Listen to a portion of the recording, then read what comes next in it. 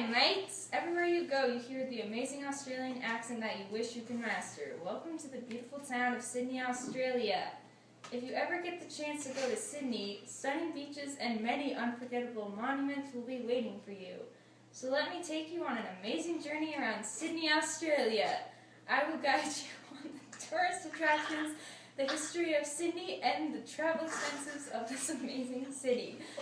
There are many unforgettable attractions in Sydney.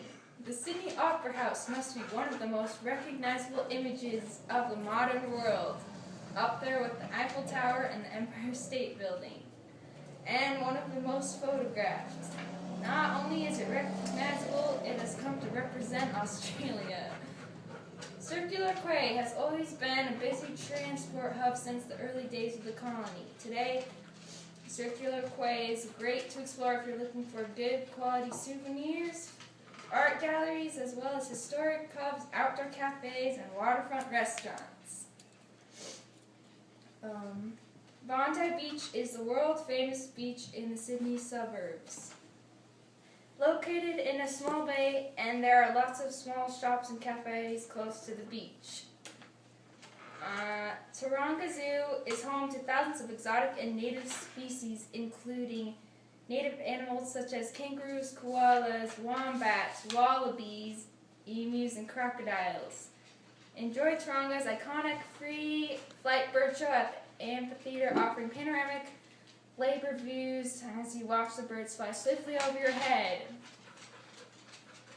Sydney Tower is Sydney's tallest freestanding structure and the second tallest in Australia.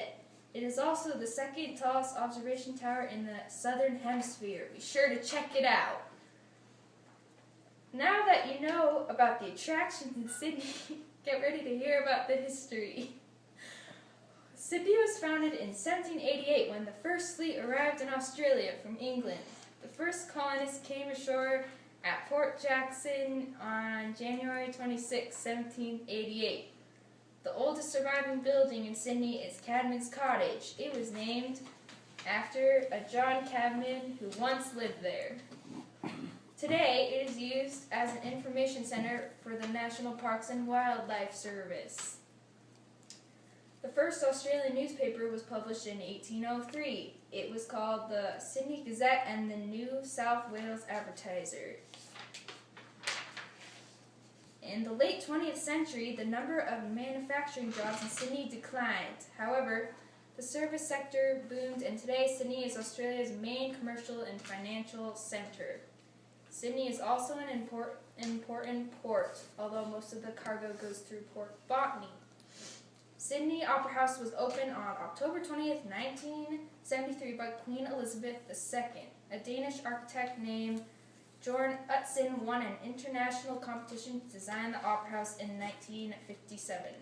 However, it took 14 years to build, and Utzon himself resigned in 1966.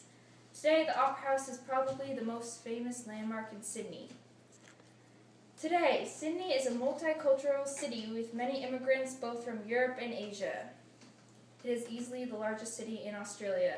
Today, the population of Sydney is 3.6 million. To stay in Park Hyatt Sydney, rated one of the top places to stay for two adults to stay for a week, it is $753 per night. To the airfare to travel from LA to Sydney is approximately $1,500 per person on United Airlines. Wow, that's a lot of money, but so worth it. I have covered tourism, the history, and the expenses of this beautiful city of Sydney, Australia. So what are you waiting for? Book your flight to Australia today. Hopefully by the time you leave Australia, you will have that Australian accent mastered.